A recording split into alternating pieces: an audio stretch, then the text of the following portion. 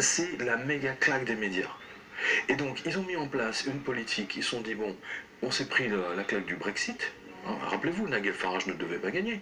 Hein, les Anglais devaient rester. Tant et si bien que les traders de la Merrill Lynch sont partis en vacances, ils sont partis en week-end. Hein, ils ont laissé leur position. Et quand ils sont revenus, en fait, le Brexit avait gagné. Ils ont perdu des centaines de millions de dollars parce qu'ils étaient persuadés qu'il n'y avait rien à faire. Donc ils avaient pris des positions, on va dire, gagnantes pour rester dans l'Europe. Donc ils se sont pris deux méga baffes. Ils se sont pris une troisième baffe en Italie au mois de novembre, rappelez-vous. C'est Matteo, je crois que c'est Matteo Renzi, le Premier ministre italien, qui a été dégagé à 65 ou 64%. Vous vous rendez compte? C'était en fait, techniquement, c'était un vote de test contre l'Europe. Les Italiens ont voté massivement. Donc là, vous avez un mouvement phénoménal de défiance. Les citoyens ont compris que les médias étaient à la botte des grandes multinationales, qu'ils ne balançaient que les informations des politiques que les multinationales veulent voir et lire. Bon, par définition, on voit très bien en France, on voit avec Macron.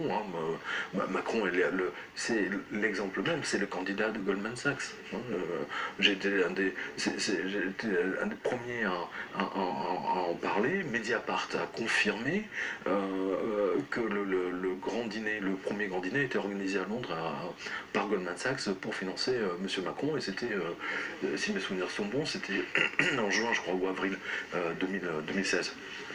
Donc vous voyez que là, il y a quelque chose, il y a une fracture, et vous voyez cette fracture en ce moment, vous la voyez en France, vous la voyez aux États-Unis, vous la voyez en Italie, vous la voyez surtout en Angleterre, où l'Angleterre qui travaille, qui se lève tôt, a massivement voté pour le Brexit, donnant une claque à à la ville de Londres, etc., où seul, il n'y a qu'eux qui en profitent, techniquement, des frontières ouvertes, blabla, etc.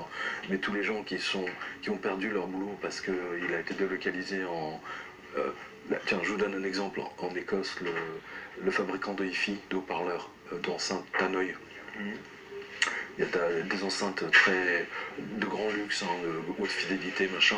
Ils ont tout délocalisé aux Philippines. Et donc ils ont fermé les usines en Écosse. C'est 97 emplois qui ont dégagé. Oui, mais des cas comme ça, il y en a des dizaines de milliers. Donc on est en train de fabriquer une Europe des chômeurs qui n'auront pas d'argent de toute façon pour acheter tous les produits que ces entreprises continuent à vouloir nous vendre à nous. Le paradoxe, il est là.